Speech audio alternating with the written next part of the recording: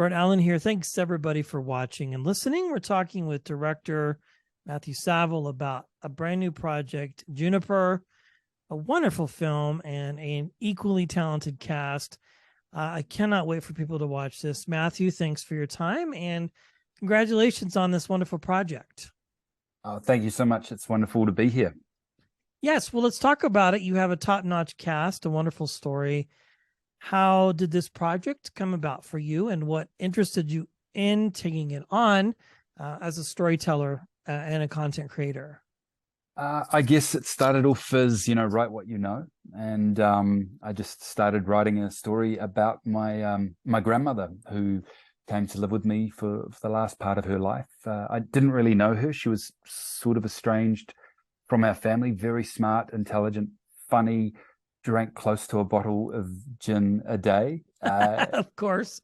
And, she had this crazy life. She'd been to the Spanish Civil War. She had done all these things. And it started off with that as an inciting incident. And then I kind of, there are elements of truth in it, things that have happened in my family, but then it's its own story. So I took her character and sort of mixed her with, people like Lee Miller or Martha Gellhorn, the famous war journalist who was married to Ernest Hemingway. So it kind of became its own thing, but that was the inciting incident. Yeah, I love that idea and concept of write what you know. I think that's probably one of the smartest things that you can do if you are looking to create something, right? Because, I mean, that's where the honest and true stories come from, I think. Yeah, I think everything comes from somewhere inside yourself. I mean, even if you're writing science fiction, there is something that you want to share or something you want to express. But certainly, there's a certain sense, I hope, of authenticity that comes from the film, and it's good to kind of, have a world you've kind of lived in that you're exploring, but you're still, trying to tell I'm still trying to tell a universal human story, I guess. Yeah. Yes. So have this been part of your life, and you're writing from experiences and that type of thing, are there certain messages or subtexts that you are wanting to present to the audience that you hope they grab onto when they get a chance to watch? I think I just hope they see themselves in it, even though it does come from partly from my experience. I mean, it's about human connection. Yeah. And that's predominantly what I think the one of the main things. I sort of went from writing a coming of age story and then realized I was writing a platonic love story, and that's kind of when it kind of turned into something else. I also think the idea of family, that we all, our families are complicated, and that's okay, is interesting to me. Yeah, complicated is okay. I think if it were all wine and roses, it might be worse. Maybe on the reverse and that sort of thing.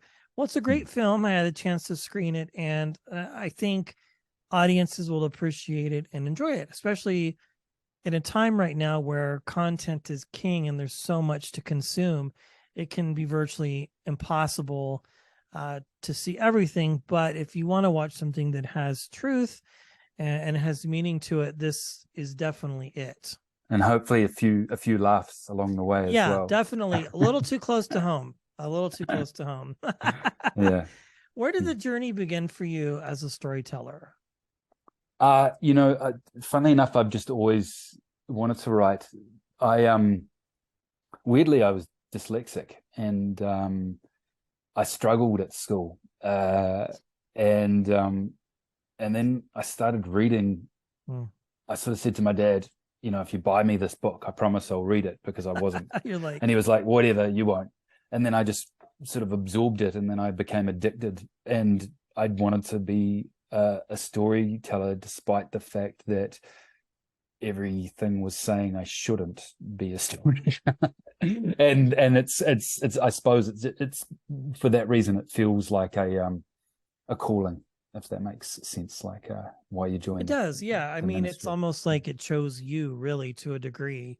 I've heard that before. It's like there are other things that you could do, but this is far more enjoyable, especially when you have the ability to create your own content. And what advice would you have for somebody who is looking to do something like this? I mean, we have in a day and age of technology where cell phones, I mean, there's just so much availability, the availability to stream, put it on YouTube, TikTok. I mean, the list goes on and on. But for somebody who might feel stuck, who wants to create content, who wants to write what they know, what would advice you would give? I don't know. I suppose it's probably enjoy the journey, and ask yourself why you want to do it. Do you know? I mean, you're going to need a lot more to go on this journey. If it's based around just becoming famous or something like that, I don't know if that will sustain you. It's certainly probably not. It's certainly, I do believe if for me, I watched a film called Animal Kingdom that I loved, and good one. You seen it's great, yeah. And I love the guy's short films, David Melchod's short films, and after watching that, I just went away and I wrote my first short film, Hitchhike. And making shorts for me was a great way to sort of explore creating a narrative over 10 minutes or something, seeing if those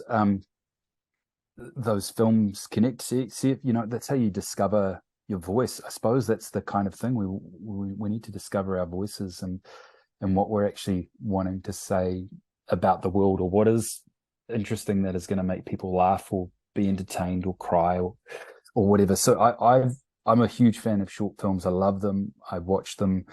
I made a couple, and that was a profound experience, and that sort of put me on track to making my first feature. But I suppose doing that, exploring, just making stuff and knowing what you're actually writing about is very helpful.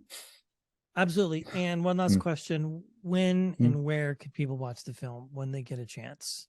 Well, you'll get to see it in cinemas in the US on the 24th of this month, which is exciting. And then I believe there's going to be kind of streaming options. You'll be able to buy it on Apple and that kind of a thing. And Prime, I believe. But I'll tell you what, go see it in the cinemas, because it's like it's a human experience. If you watch it with other humans, that experience will be amplified. Amplified for you, instead of your cell phone, unless you're traveling. But please go see it in a theater. I mean, support the work.